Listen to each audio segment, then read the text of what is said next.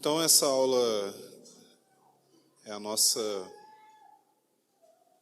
quarta aula e a gente vai falar sobre expiação limitada. Então, vamos dentro do esboço aí. Pode diminuir o microfone aí, gente.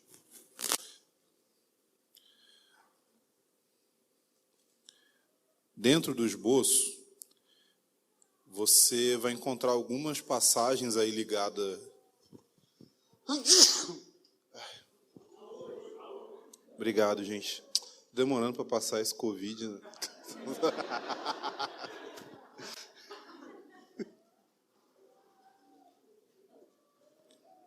Lá em Montemor, vocês sabem como é que o pessoal, todo mundo pegou Covid, né?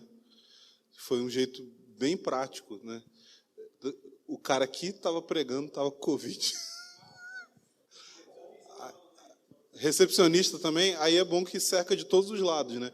Eles estavam querendo, não tinha vacina ainda, foi uma tentativa de imunização lá.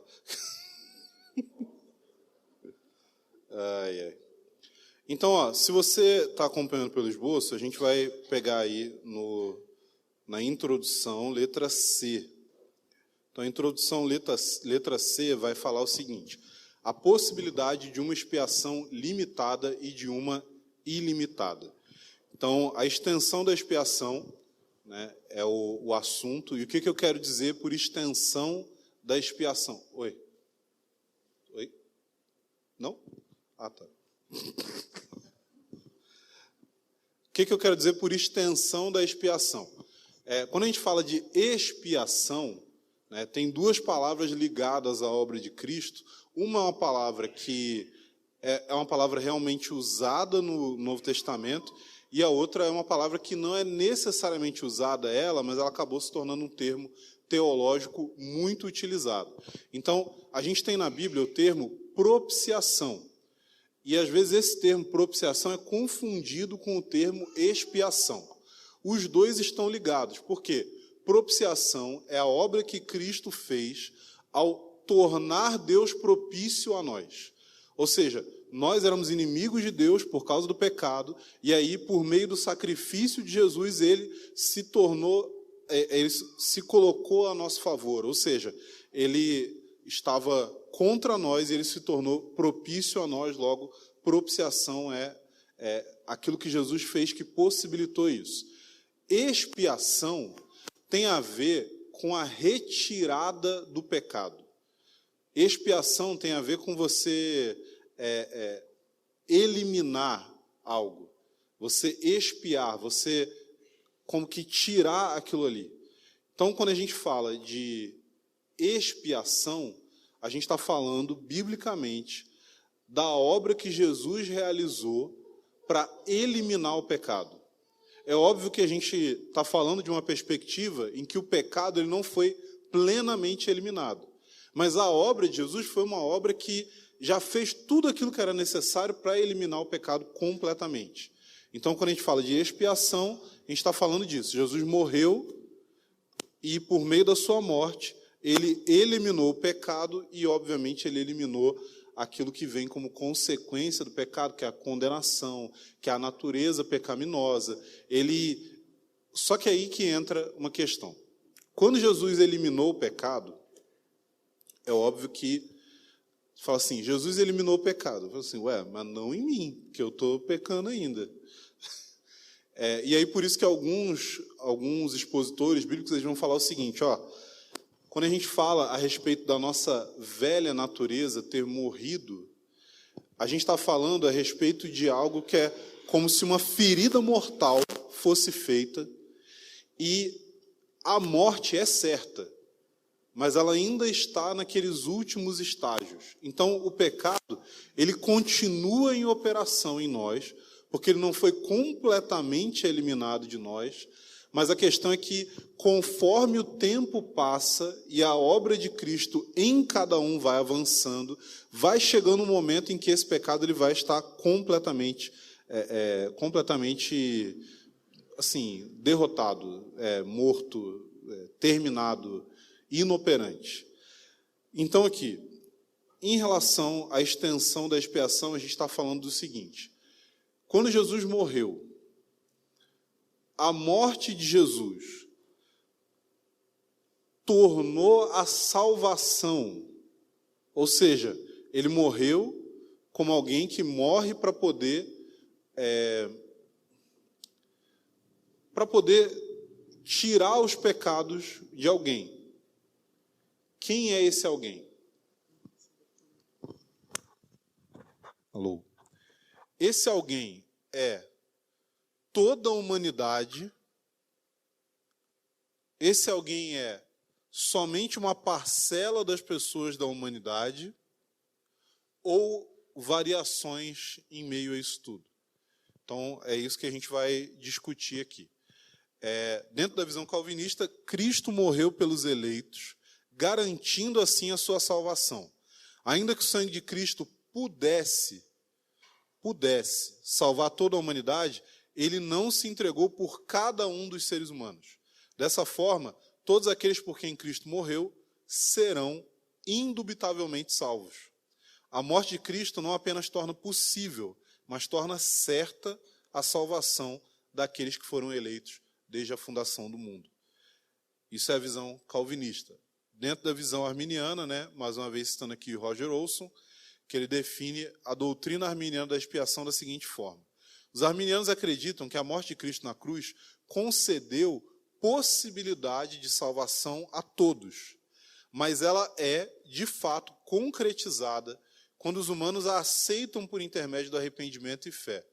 A situação é análoga à anistia geral.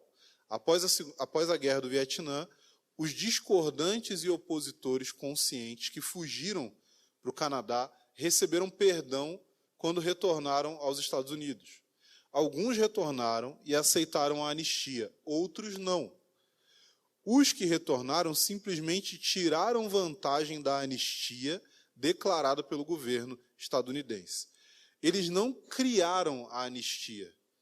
Os que permaneceram no Canadá ou em outros países não anularam a anistia. Ela ainda estava lá para eles. Então, ele está fazendo aqui uma analogia com a morte de Cristo, dizendo que, semelhante a essa anistia que os Estados Unidos concedeu àqueles que não quiseram participar da guerra e por isso saíram do país, a anistia estava ali, assim, disponível a todos, mas só se tornava efetiva para aqueles que voltavam para os Estados Unidos, e aí tornava essa anistia uma realidade na vida deles. Então, a gente tem alguns textos aí sobre expiação. E, gente, eu estou pulando algumas coisas aqui porque eu quero realmente chegar nas discussões das coisas com vocês, porque eu acho que é o principal que vocês vão precisar compreender do que a gente está falando. Então, agora a gente vai ver o seguinte: 5 visões principais sobre a extensão da expiação. E aí você vai ver que, por essas visões aqui, as coisas não são tão simples. Como eu disse, você tem, Cristo morreu somente pelos eleitos, ou Cristo morreu pelo mundo inteiro. Mas Cristo morreu pelo mundo inteiro, por exemplo, pode ter muitas variações. Uma delas, e a primeira aí, é o universalismo. Então, os universalismo é a crença de que toda a humanidade vai ser salva. Todos, sem exceção, vão se salvar, independente do que acontecer. Então, nesse sentido aqui, a extensão da expiação é ilimitada no universalismo. A gente pode dizer o seguinte: o universalismo ele pega 2 características, uma do calvinismo e a outra do arminianismo. Porque o calvinismo vai dizer que todos aqueles por quem Cristo morreu serão salvos, com toda certeza. E o arminianismo vai dizer que Cristo morreu por todos, mas nesse caso aqui, nem todos serão salvos. Então o universalismo une essas 2 realidades e fala assim: então, Cristo de fato morreu por todos, e todos por quem Cristo morreu vão ser salvos. A diferença é que eles vão eliminar todas as outras coisas que implicam na salvação, ou seja, eles estão considerando salvação sem arrependimento e fé. É uma salvação que ela é geral, mas ela é de alguma forma impessoal, porque não implica em um relacionamento pessoal com Jesus. Então, aqui, eles, mesmo diante da falta de fé, não há uma restrição para o poder da expiação. A completa reconciliação com Deus é o destino de todos os homens. Alguns universalistas acreditam que nem existe inferno. E se existe, o inferno é apenas para Satanás e seus demônios. Então, Orígenes foi um dos primeiros defensores da visão universalista, da expiação, e Gregório de Nissa, ele não foi tão longe quanto Orígenes, mas ele acreditava na aniquilação de todo o mal. O que seria essa aniquilação? O aniquilacionismo é a crença de que o inferno ele é real, ele é uma punição, mas ele não é eterno. Ele, em um dado momento, ele vai fazer com que aquelas pessoas que foram condenadas ao inferno, tanto os seres humanos quanto o diabo e os seus anjos, eles vão deixar de existir, como se o inferno fosse consumir eles por completo e eles deixariam de existir nesse mundo. Além do universalismo, toda visão limita a expiação de alguma forma. Todos concordam que a expiação está disponível para todos, mas é eficaz só para os eleitos. Isso daí não é... Porque o universalismo é uma heresia. As outras visões sobre a expiação não são heresias, mas elas vão ter que trazer alguma limitação para a expiação, porque eles vão dizer, nem todo mundo vai ser salvo. Então, se nem todo mundo vai ser salvo, a expiação não vai ser aplicada a todo mundo. A morte de Jesus não vai ter um efeito real na vida de todas as pessoas, ou, no mínimo, não vai ter um efeito salvífico, né? Não vai fazer com que elas, de fato, sejam reconciliadas com Deus. Desculpa aí, gente, o café tá bom.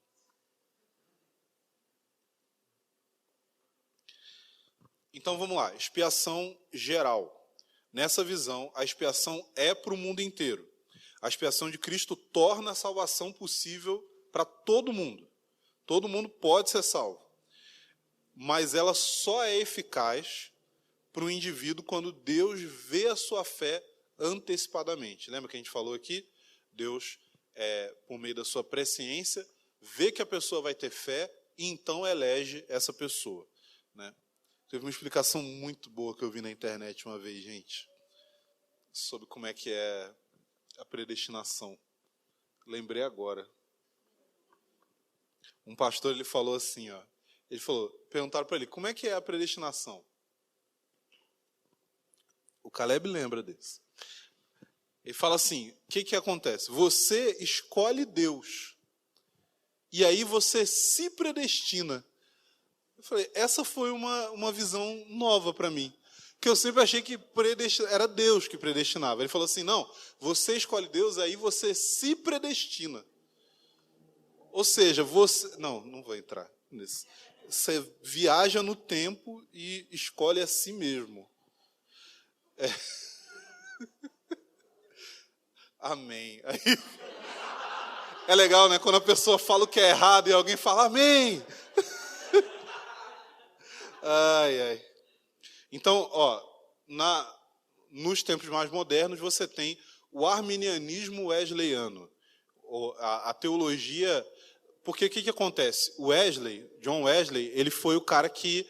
Ele fez uma espécie de avivamento do arminianismo, né? O arminianismo não tinha tanta atenção, mas o Wesley, por ter fundado um movimento muito influente e ter confrontado as doutrinas calvinistas, né, principalmente do seu ex-amigo, talvez, mas companheiro de ministério, George Whitefield. George Whitefield era um calvinista, John Wesley era um arminiano. E John Wesley começou a combater o calvinismo, escrever sobre isso, e aí foi ele que meio que deu um pontapé assim, ao desenvolvimento de uma teologia arminiana no meio mais, como que eu posso dizer assim, no meio mais comum da igreja, né? E a gente vê que isso foi tão influente, porque o movimento metodista, o wesleyano, ele influenciou o movimento Holiness, que influenciou o movimento pentecostal, e por isso, pelo fato do movimento pentecostal ter se espalhado tão rapidamente, de forma tão abrangente, é que a gente vê que o arminianismo se tornou mais comum no meio da igreja. Então, você olha para a igreja hoje, na maioria... Na verdade, assim, se você olha para a internet, parece que todo mundo é calvinista. Né? Se você olha na internet, você assim, nossa, tem um monte de calvinista, mas não é. Você acha assim, caramba, cara, igreja presbiteriana deve ser... Igreja presbiteriana é 2% do cristianismo no Brasil. É muito pouco, muito pouco. Mas eles têm uma tradição, uma solidez lá no pensamento deles, e o calvinismo tem uma presença muito forte na internet, né? Porque, como eu falei aqui, há alguns anos atrás, talvez uns 15, 16 anos atrás, se você falasse de calvinismo, você era amarrado, né? A pessoa falava assim, está amarrado. Todo o espírito de João Calvino. Sai agora. Então, como eu falei, a ideia da expiação no arminianismo é a ideia de que, potencialmente, todos estão salvos. Mas, na prática, você precisa exercer a fé e o arrependimento para, de fato, ser salvo. Então, nesse sentido que a própria eleição ela é geral, abrangente, porque ela tem a ver com o corpo de Cristo, ela tem a ver com a pessoa de Jesus, e todo mundo que está inserido ali é eleito, mas ela também é específica no sentido de que aquele indivíduo foi previsto por Deus como alguém que teria fé. Mas então, e aí, nesse sentido, a expiação vai funcionar para ele. Vamos lá. Expiação limitada. A visão ensina que a expiação de Cristo foi eficaz apenas para os eleitos, às vezes chamada de expiação definida, ou redenção particular, que, se eu não me engano, era o termo que Spurgeon preferia. E por que há essa mudança de nome? Porque a galera implicou com expiação limitada. Falou, você está limitando Jesus e tal, está limitando o poder do sangue de Cristo. Aí, para pararem de encher a paciência, mudaram o nome do negócio. A questão não é enfatizar quem é excluído, mas é enfatizar que o que Cristo realizou na cruz, né, é algo concreto e objetivo. Que quando a gente fala que Cristo morreu por nós, a gente não está falando esse nós de maneira genérica, mas você pode falar, Cristo morreu por mim, especificamente. E quando que você pode falar isso? Quando você apresenta fruto de arrependimento e fé na sua vida. Quando você dá sinais de que, de fato, você é um dos eleitos de Deus, então você pode afirmar que Cristo morreu por você e que a obra de Cristo já foi realizada. Você não precisa se preocupar que aquilo ali precisa se tornar real, porque aquilo ali já é objetivamente real. Então, a expiação limitada ou definida, ou a redenção particular, traz esse elemento mais pessoal para a salvação. Gente, sobre essa doutrina em específico, essa não é uma doutrina que ela é tão clara e enfatizada nos próprios escritos de Calvino.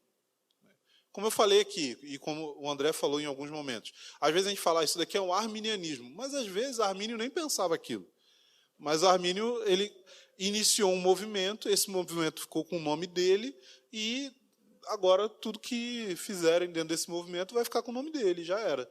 Ele não quer saber se ele concorda com tudo.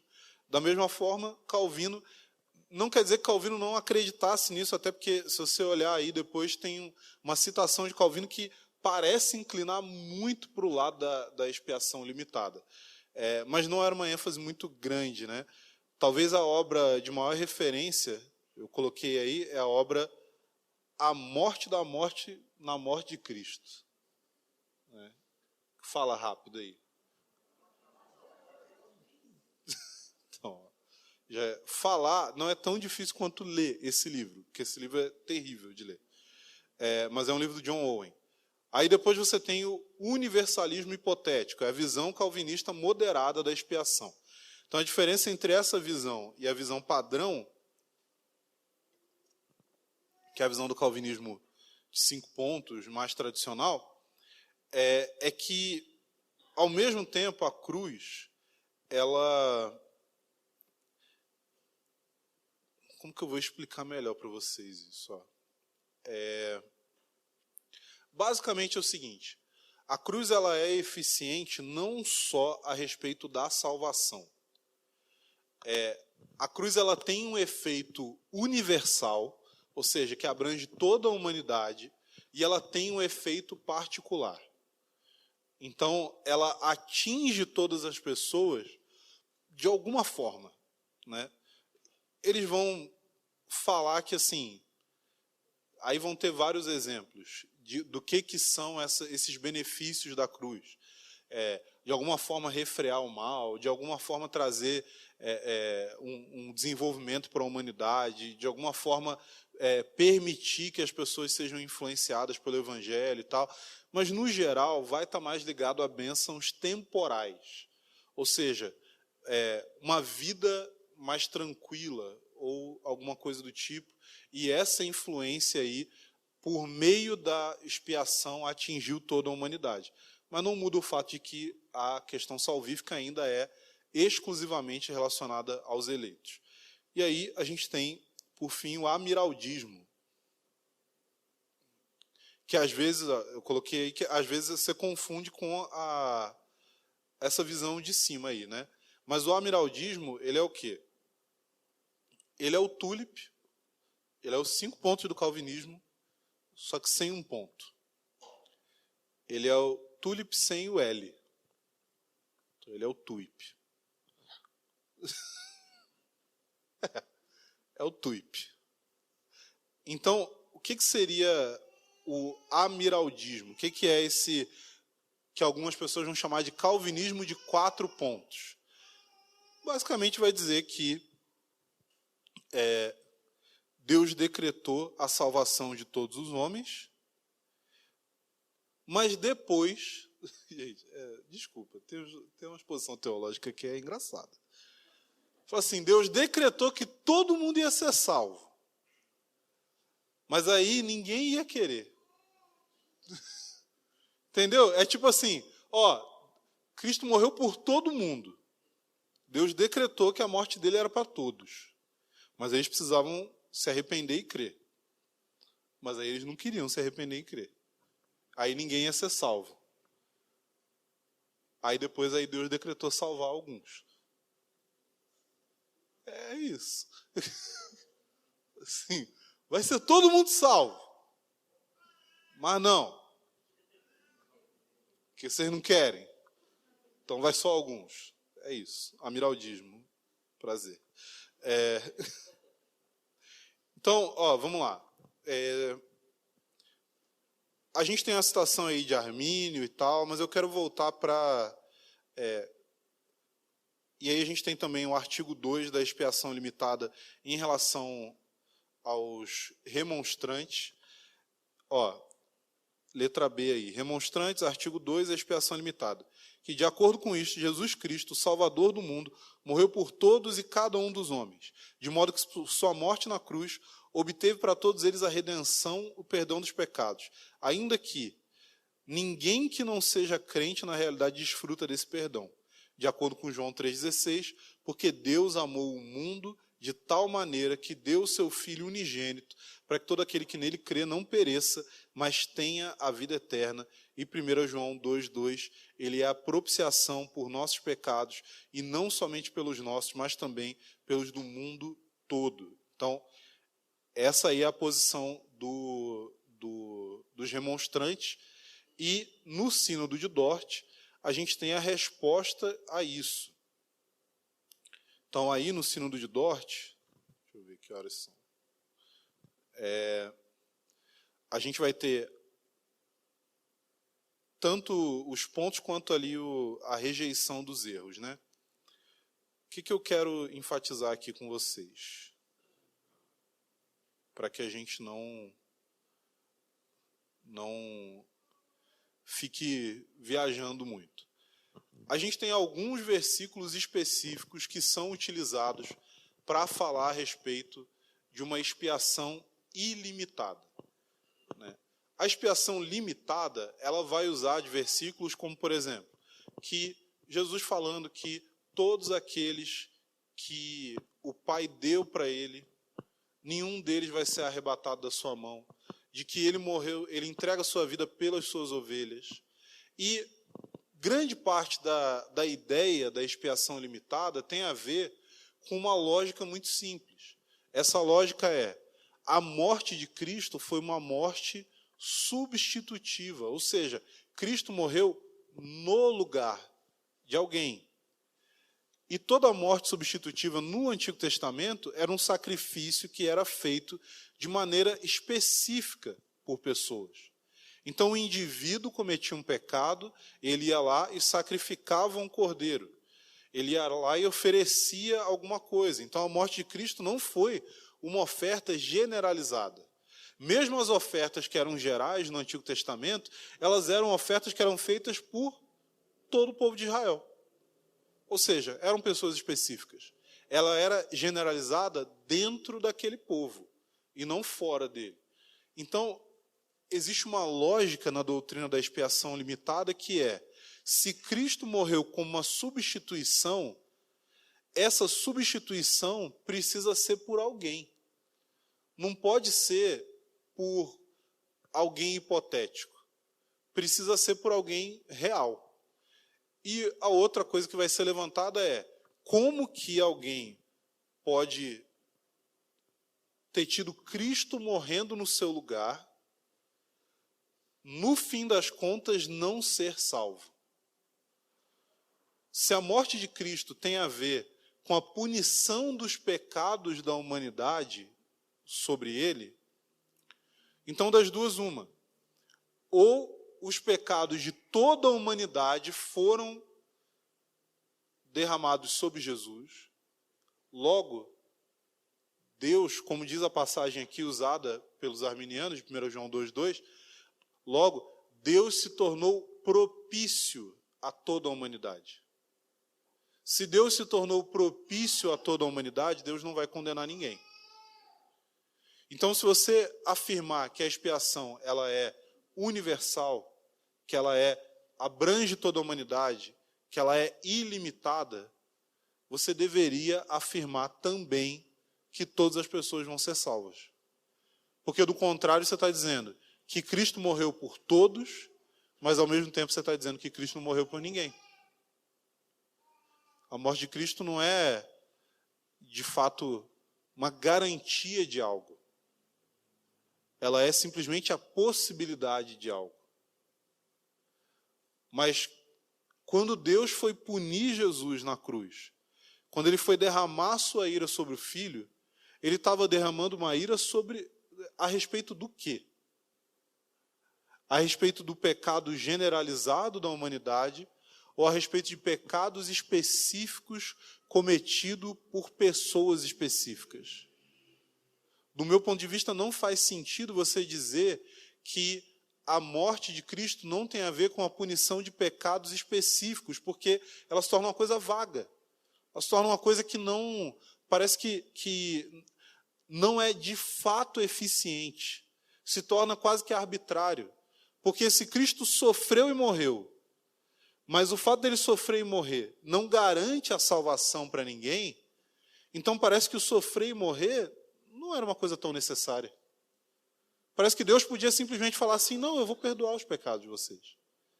Mas quando você fala de pecados que precisam de fato ser punidos, você precisa de uma expiação que é direcionada a indivíduos específicos. Se você pensar na história da humanidade, você tem toda uma carga de pecado que é cometida desde o princípio de tudo. E o que a expiação limitada afirma para nós é que essa carga de pecados, ela sempre vai encontrar justiça. Por quê? Porque os pecados ou serão punidos no dia do juízo final, onde todos os pecadores vão ser condenados pelos seus pecados, ou eles já foram punidos na cruz de Cristo. Já foram punidos na cruz de Cristo. De outra forma, os pecados eles vão ter sido punidos na cruz de Cristo e eles vão ser novamente punidos no juízo final. Então, o que Deus faz é que Ele antecipa o julgamento do juízo final, porque a dívida de algumas dessas pessoas condenadas já foi paga. Já foi paga. A gente tem algumas passagens, né, que as pessoas vão levantar, como eu falei, porque ele é a propiciação pelos pecados do mundo todo, como eu falei aqui. Se ele é a propiciação pelos pecados do mundo todo, então o mundo todo está salvo. Não, mas a Bíblia fala, e é engraçado, às vezes, quando você tem algumas... Eu não gosto de ficar debatendo teologia, sabe? Ficar batendo boca com os outros. Mas aí você vê que algumas pessoas, assim, elas perdem a razão, elas perdem, e elas começam a entrar num estado em que elas não conseguem mais argumentar. Não sei se vocês já viram um vídeo no YouTube do cara falando para o outro que Deus não existia, e aí o cara que era não sei se ele era crente, né? Crente. Ele fica transtornado. Ele fica transtornado e ele começa a falar, você que não existe! Você que não existe!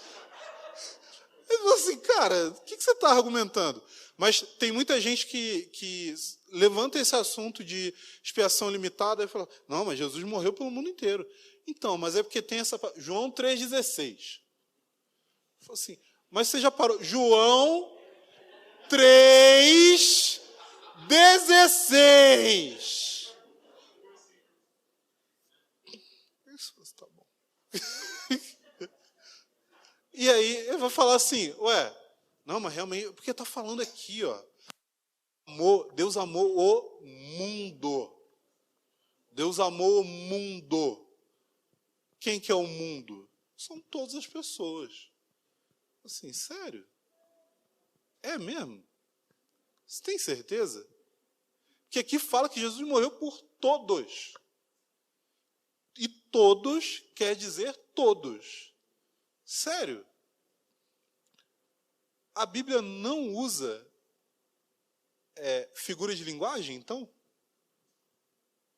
A Bíblia não usa certos recursos da linguagem que são utilizados desde o início dos tempos? Porque muita gente vai falar, a Bíblia não é verdade, porque a Bíblia fala que o sol parou, e todo mundo sabe que não é o sol que está girando. Eu falo assim, sim, eu sou energúmeno, mas você também fala que o sol nasceu. E eu até hoje nunca conheci um obstetra solar. Então, assim, a Bíblia usa linguagem... Gente, os fariseus...